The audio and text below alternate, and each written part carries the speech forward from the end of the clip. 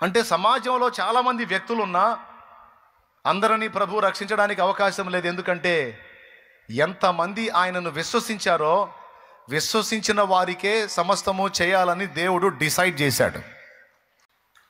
అందుకే ఆయన పిలుస్తున్నాడు, ప్రయాసపడి భారము మోయిచున్న సమస్త జనులారా నా యొద్దకు రండి, నేను మీకు విశ్రాంతిని కలుగజేతును. ఇక వెళ్ళు, నీవు విశ్వసించిన ప్రకారము నీకు అవునుగాక అని శతాధిపతితో చెప్పెను. ఆ ఘడియలోనే అతని దాసుడు స్వస్థత నొందెను. అయిపోయింది, కార్యం జరిగిపోయింది. ఇప్పుడు దీని గురించి నేను మీకు కొన్ని విషయాలు చెప్పాలని ఈ వచనాన్ని మీకు చదివించాను. చాలా కీలకమైన మాట. గతంలో చెప్పాను, మళ్ళీ దాన్ని మీరు తేలిగ్గా తీసుకోకూడదని మళ్ళీ ఒక్కసారి నేను ఆ అంశాన్ని మీకు చూపించగోరాను. ఏంటది అంటే, నీవు విశ్వసించిన ప్రకారము నీకు అవునుగాక అని యేసు ప్రభు అన్నాడు. యేసు ప్రభు నీవు విశ్వసించిన ప్రకారమే నీకు అయ్యిద్ది అనే మాట అన్నాడు. ఆ మాటను అండర్లైన్ చేయాలి. ఈ మాట ఈ ఒక్క చోటే కాదు, బైబిల్లో ఇంకా అనేక చోట్ల ఈ మాట వాడాడు. గ్రుడ్డివాడి దగ్గర ఈ మాట వాడాడు, గ్రుడ్డివాడి దగ్గర ఈ మాట మాట్లాడాడు. ఒకసారి మీరు అది కూడా చూడొచ్చు, నేను మీకు చూపిస్తాను. 18వ అధ్యాయం లూకాసు వార్త 42వ వచనం. యేసు చూపు పొందుము, నీ విశ్వాసము నిన్ను స్వస్థపరచునని వానితో చెప్పెను. దేవునికి స్తోత్రం కలుగును గాక. నీవు విశ్వసించిన ప్రకారం నీకవును అనేది ఒకటి రాసుకో, నీ విశ్వాసము నిన్ను స్వస్థపరచెను అనేది ఒకటి రాసుకో. ఇప్పుడు మూడోది చూపిస్తున్నాను చూడండి. లూకాసు వార్త 17వ అధ్యాయము 19వ వచనం. నీవు లేచి పొమ్ము, నీ విశ్వాసము నిన్ను స్వస్థపరచునని వానితో చెప్పెను. దేవునికి స్తోత్రం కలుగును గాక. ఏమన్నాడు? నీవు లేచి పొమ్ము, నీ విశ్వాసము నిన్ను స్వస్థపరచును. మూడవ మాట, నీ విశ్వాసము నిన్ను స్వస్థపరచెను. దేవునికి స్తోత్రం కలుగును గాక.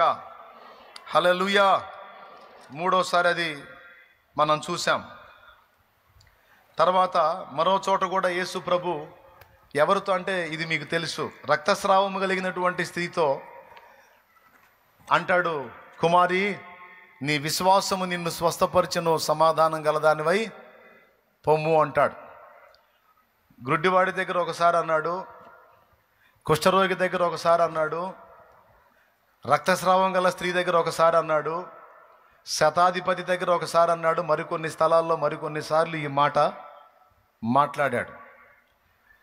అల్ప విశ్వాసి ఎందుకు సందేహపడితివి, నీ విశ్వాసము నిన్ను నీళ్ల మీద నడిపించింది, నీ అవిశ్వాసము నిన్ను నీట ముంచిందన్న మాట చెప్పకనే చెప్పాడు. ఇట్లా విశ్వాసాన్ని గురించి అనేక చోట్ల యేసు ప్రభు ఎత్తి మాట్లాడాడు. ఇప్పుడు ఇక్కడ ఒక విషయాన్ని మనం గమనిద్దాం. ఒక రోగిని స్వస్థపరిచింది దేవుడి శక్తి లేకపోతే భక్తులుంచిన విశ్వాసమా? మీరు బాగా ఆలోచించి చెప్పండి, అప్పుడే గుసగుసలాడొద్దు పెద్ద మేధావుల్లాగా.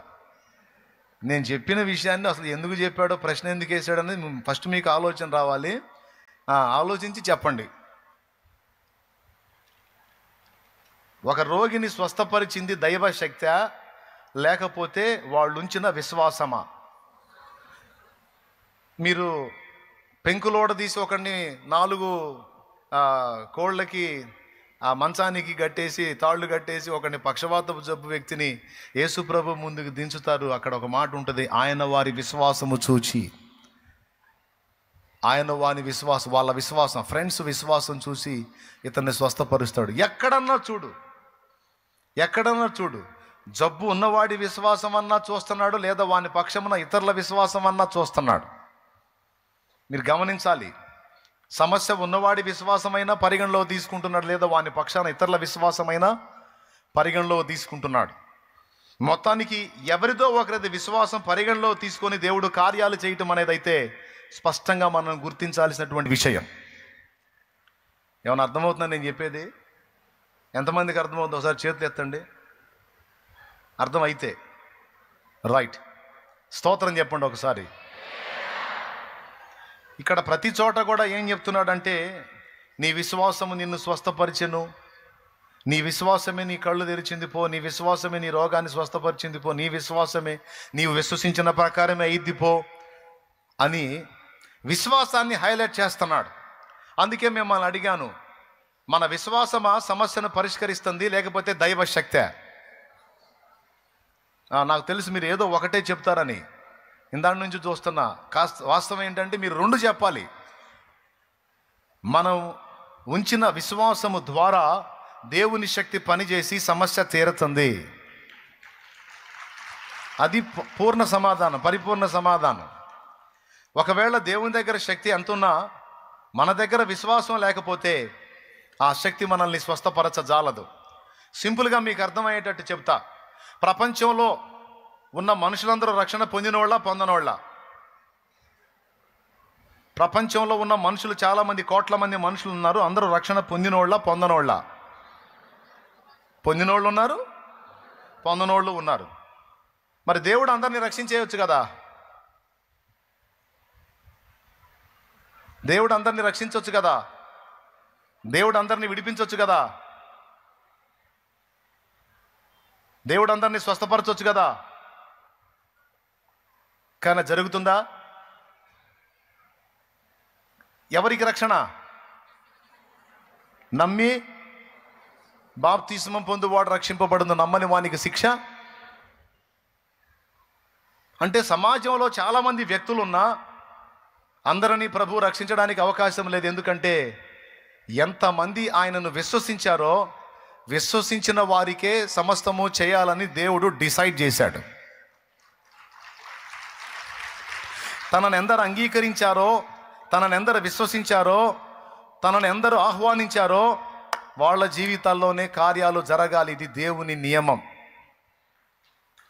అందుకే ఆయన పిలుస్తున్నాడు, ప్రయాసపడి భారము మోయిచున్న సమస్త జనులారా నా యొద్దకు రండి, నేను మీకు విశ్రాంతిని కలుగజేతును.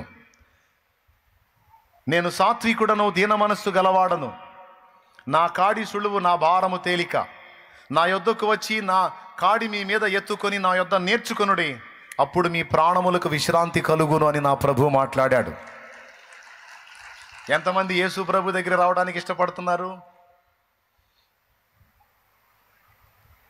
ఎంతమంది అయితే ఇష్టపడి అడుగు ముందుకేశారో వారందరూ రక్షింపబడుతున్నారు, నిత్య జీవానికి వారసులు అవుతున్నారు.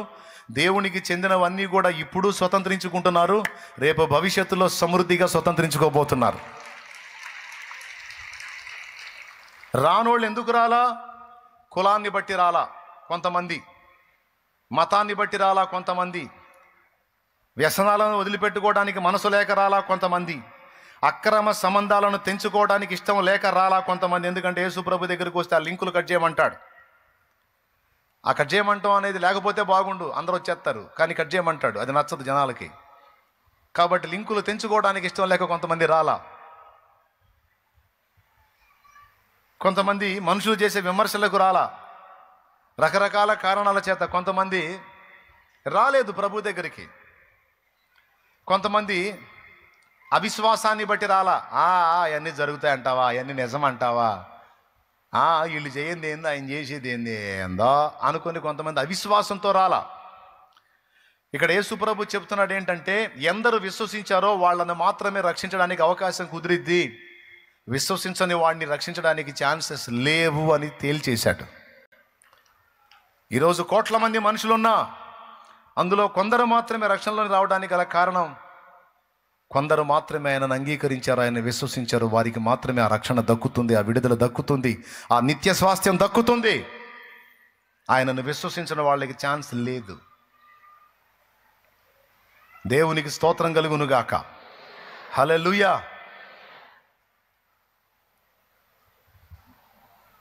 లేకపోతే మొత్తాన్ని లాగేస్తుండే కదా, ఆయన మొత్తాన్ని తీసుకొచ్చి కూర్చోబెడుతుండే కదా. మరి ఎందుకని అలా చేయలే? కుదరదట్లా, కుదరదు. ఇక్కడ దేవుడి స్పందనతో పాటు మనుష్య స్పందన కూడా కావాలి. స్పందన, ప్రతిస్పందన. దేవుడు రెడీ, నువ్వు కూడా రెడీయా? ఒక ధనవంతుడు ఉన్నాడు. ఆ ధనవంతునికి చాలామంది అప్పున్నారు. చాలామంది అప్పున్నారు. వాడికి ఆ ధనవంతునికి విస్తారమైన ఆస్తులు ఉన్నాయి. ఓ రోజు ఆ ధనవంతుడికి దయ కలిగింది వీళ్ళ మీద. ఒక చాటింపు వేయించాడు. రేపు 10 గంటలకల్లా ఎవరెవరు అయ్యగారికి అప్పున్నారో వారందరూ వచ్చి ఆయన ముందు హాజరవ్వండి, ఆయన మీ అప్పులన్నీ తీసేస్తానంటున్నాడని ఒక విషయాన్ని ప్రచారంలో పెట్టాడు. ఆ డేటు, ఆ టైము 10 నుంచి 12 లోపు రావాలి. 10 నుంచి 12 లోపు రావాలి. చాలామంది అప్పులున్నారు అతనికి. చాలామంది వెళదాం అనుకున్నారు, కానీ ధైర్యం చాలటల్లా. ఎందుకంటే ఇంత పెద్ద పెద్ద మొత్తాలు ఆయన ఎందుకు వదిలిపెడతాడు, అట్లా ఎందుకు చేస్తాడు అని ఎవరు వెళ్ళలా. కొంతమంది వెళ్ళారు, కానీ వాకిలి దాటి లోపలికి పోట్ల మొత్తం బయటే ఉన్నారు గుంపులుగా. ఎందుకో తెలుసా? ఎవరన్నా వెళితే వాళ్ళని తిట్టకుండా వాళ్ళ డబ్బుల్ని కొట్టేస్తే ఆ తర్వాత మనం కూడా వెళ్దామని వచ్చారు, కానీ వాకిట్లోనే ఉన్నారు, ఎవడు లోపలికి పోలా. 10 దాటింది, 10:30, 11, 11:15, 11:30, 11:30. ఒక ముసలి జంట వచ్చారు, ఇద్దరు వృద్ధులు, ముసలి జంట రొప్పుకుంటా రోజుకుంటా వచ్చారు. అయ్యా, మీ అందరూ అప్పులు తీరిపోయినాయా? రద్దు చేశాడా జమీందారు గారు? అయ్యగారు, అయ్యో మేము పెద్ద వయసు వాళ్ళు, నడవలేక నడుచుకుంటూ వచ్చేటప్పుడు లేట్ అయిందయ్యా అంటే అందరూ ఒక వెకిలిలో నవ్వారు. ఎందుకు నవ్వారు? మేము ఎవడం పోలేదని. ముసలాళ్ళు ఆ సంగతి పట్టించుకోవాలా, హడావిడిగా లోపలికి వెళ్ళిపోయారు. జమీందారు గారు కూర్చొని ఉన్నాడు, పనివాళ్ళు ఉన్నారు. అడిగాడు, అందరికీ ప్రకటన చేశారా? అందరికీ ప్రకటన చేశామండి. మరి ముసలి జంట తప్ప ఎవడు రాలేదేమి? ఏమోనండి. సరే, ఆ పెద్దోళ్ళ కాగితాలు తీసుకోండి. ఎంత అప్పున్నావు నువ్వు? అయ్యా, ఫలానా రోజు ఇంత, ఫలానా రోజు ఇంత, ఫలానా రోజు ఇంత, ఇంత మొత్తం ఉందయ్యా నాది, ఇంత కట్టాలా మీకు? కట్టకుండానే సత్తానేమో అనుకున్నాను, ఎట్నో మీరే దయదలిచి నా బాకీని వదిలేస్తామన్నారు కదా, అందుకని వచ్చానయ్యా. చూసి రెడ్డింకుతో మొత్తాన్ని కొట్టేశాడు. అయిపోయింది, నువ్వు నాకు అప్పు తీర్చేశావు, ఇక నువ్వు నాకు అప్పు కట్టాల్సిన అవసరం లేదు అంటే, దండాలు బాబాయ్, సంతోషం బాబాయ్, వందనాలు బాబాయ్ అనుకుంటా ఇక భార్య భర్త ఇద్దరు అక్కడి నుంచి బయలుదేరారు. వెనక్కి తిరిగారు వెళ్దామని. అప్పుడు ఆయన అన్నాడు, ఆగో అన్నాడు. గతుక్కుమన్నారు. యాడికి వెళ్తున్నావు అన్నాడు. చెమట్లు పట్టిన పెద్ద ఆయనకి. ఎందుకు? ఏదైనా ట్విస్ట్ ఉంటుందేమో అని. ఏం లేదు ట్విస్ట్. యాడికి వెళ్తున్నావు, ఆగో అని ఆహారం తెప్పించి వాళ్ళకి పెట్టాడు. శుభ్రంగా తినండి. ఇది ఎందుకో తెలుసా? నన్ను నమ్మినందుకు.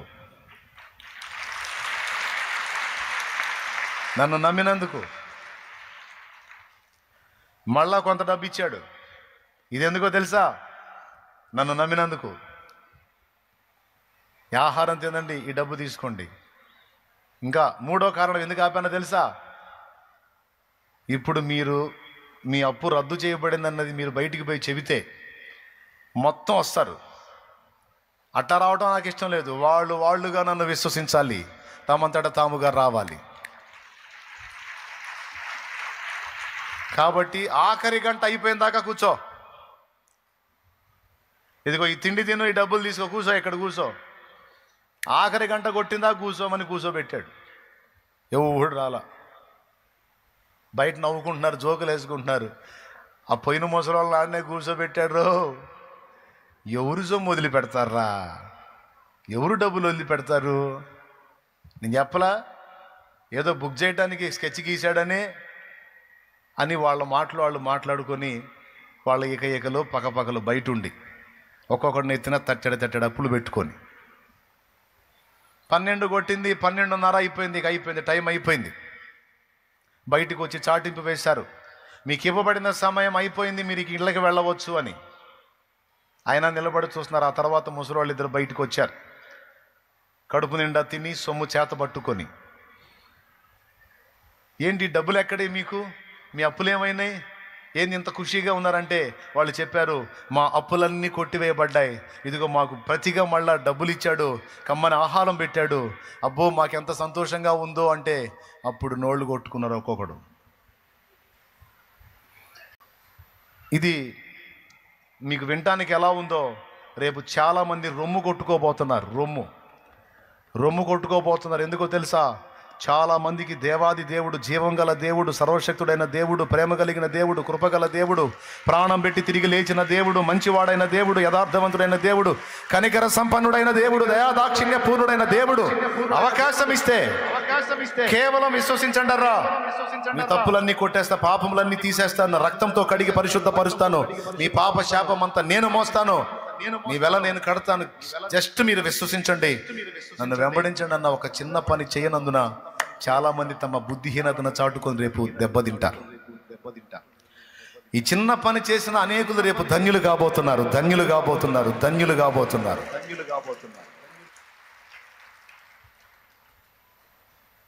3 దొరుకుతాయి. ఒకటి, రుణాలు కొట్టివేయబడతాయి, అంటే మన పాప రుణము తీర్చబడిద్ది. రెండవది, గొర్రెపిల్ల పెండ్లి విందు దొరికిద్ది. అక్కడ ఫుడ్ యేసు ప్రభువే, ఆయనే మనకు వడ్డించేటువంటి విందు ఒకటి ఉంది. ఇది నిజంగా జరిగిద్ది. షాలేం రాజు అన్న ఒకవేళ మీ ముందుకు వచ్చి మీకు ఆహారం వడ్డిస్తే మీకు ఎంతో సంతోషం కదా. షాలేం రాజు కంటే ఈ షాలేం రాజు ఎక్కడ, ఆయన ఎక్కడ, కోట్ల ఇంతని నేను చెప్పలేను. ఎంత గొప్పోడో ఆయన. ఆయనే మనకు కొసరి వడ్డించి తినిపించే మహద్భాగ్యం దక్కబోతుంది రేపు. ఇది జరుగుతుంది. యేసు ప్రభు నీకు ముఖాముఖి కనబడతాడు, నీతో మాట్లాడతాడు, నీతో నవ్వుతాడు, నీతో తిరుగుతాడు, నీతో నడుస్తాడు. నువ్వు ఆయనతో కూర్చుంటావు, ఆయన ముఖంలోకి నువ్వు తేరి చూస్తావు. అడుగుతాడు కూడా, ఎందుకు అలా చూస్తున్నావు అని. సంవత్సరాల నుంచి ఎదురు చూశాను ప్రభు నిన్ను చూడాలని. ఇప్పుడు దొరికింది అవకాశం. నిజంగా జరిగింది బిడ్డ, నిజంగా జరిగింది. నా కన్నులతో సీయోను శిఖరాన ఆ రోజు నిన్ను చూడగా, నా కన్నులతో సీయోను శిఖరాన ఆ రోజు నిన్ను చూడగా, తెలియదులే అవి కన్నీరో ఆనంద బాష్పాలో, తెలియదులే అవి కన్నీరో ఆనంద బాష్పాలో, నీ కౌగిలిలోనే నేను పరవశముందెదను.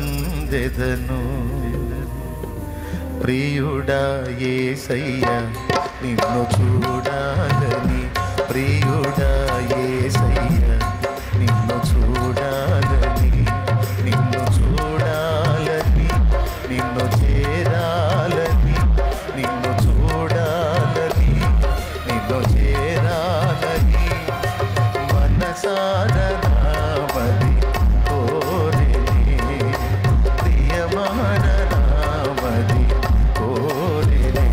ప్రియుడా యేసయ్యా నిన్ను చూడాలని, ప్రియుడా యేసయ్యా నిన్ను చూడాలని. Praise the lord. ఇప్పుడు నీకు కనపట్లేదు కదా, నువ్వు ప్రేమిస్తున్నావు ఆయన్ని, విశ్వసిస్తున్నావు, ప్రేమిస్తున్నావు. ఆయన కోసం తనులు తింటున్నావు, ఆయన కోసం తిట్లు తింటున్నావు, ఆయన కోసం దెబ్బలు తింటున్నావు, ఆయన కోసం మాటలు పడుతున్నావు. నువ్వు నమ్ముపో, నిజంగా జరిగిద్ది. రేపు నేను ఆయన పక్కన కూర్చోబెట్టుకొని ఆయన నీ భుజం మీద చేసి, నా కోసం ఎన్ని తన్నులు తిన్నాను, నా కోసం ఎన్ని దెబ్బలు తిన్నావు, నా కోసం ఎన్ని మాటలు పడ్డావు నువ్వు అని నిన్ను ఆయన కౌగిట్లో తీసుకుపోతే అప్పుడు అడుగు. ఆయన కౌగిట్లో తీసుకుంటాను. నా కుమారి, నా కుమారి, ఎందుకమ్మా నేనంటే అంత పిచ్చి నీకు, అన్ని దెబ్బలు తిన్నావు. నిజంగా యేసు ప్రభు మనతో కూర్చుంటాడు, యేసు ప్రభు మనల్ని హత్తుకుంటాడు. నా బిడ్డ అని నువ్వు ఆయన కోసం శ్రమ పడ్డావు. నా కుమారుడా, నువ్వు చాలా కష్టపడ్డావు, నేను ఎరుగుదును. నేనంటే అంత ఇష్టమా నీకు? ఎప్పుడు నా ధ్యాస, నా ఆలోచన, నా తలంపులోనే ఉంటావు. నీకెట్ట తెలుసు ప్రభువా? పిచ్చోడా, ప్రతిరోజు నిన్ను గమనిస్తానే ఉన్నాను నేను. నీ నడకని, పడకని, ఆలోచనని, సమస్తాన్ని నేను వెతుకుతానే ఉన్నాను. నువ్వేనా నా గురించి ఆలోచించేది? నీకంటే డబల్ ఆలోచిస్తాను నేను నీ గురించి. నేను గమనించాను నిన్ను. పక్కనున్న దూతలతో కూడా చెప్తాడు, చాలా ఇష్టం నేనంటే. చూడు ఎన్ని పాటలు పడ్డాడో, చూడు ఎన్ని పాటలు పడిందో నా కోసమే. ఆయన మన కన్నుల నుండి ప్రతి బాష్ప బిందువును తుడిచివేయును అని రాస్తుంది. ఆయనను ప్రేమించిన హృదయాలను ఆయన మర్చిపోడు. ఆయనని విశ్వసించిన వారిని సిగ్గుపరచడం.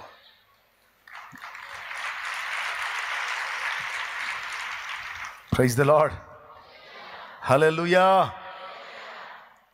ఇది ఖచ్చితంగా జరిగితే మన పాప రుణములను కొట్టివేయటం ఒకటి, మనకు ఆయనే విందు చేయటం ఒకటి, మూడవది బహుమానములు ఇవ్వటం. ఈ మూడు జరుగుతాయి. కానీ ఎవరికి ఇవన్నీ? ఆయనను విశ్వసించిన వారికి. విశ్వసించావు గనుకనే వచ్చి బాప్తిస్మం పొందావు, విశ్వసించావు గనుకనే అనేకులకు సువార్త ప్రకటించావు.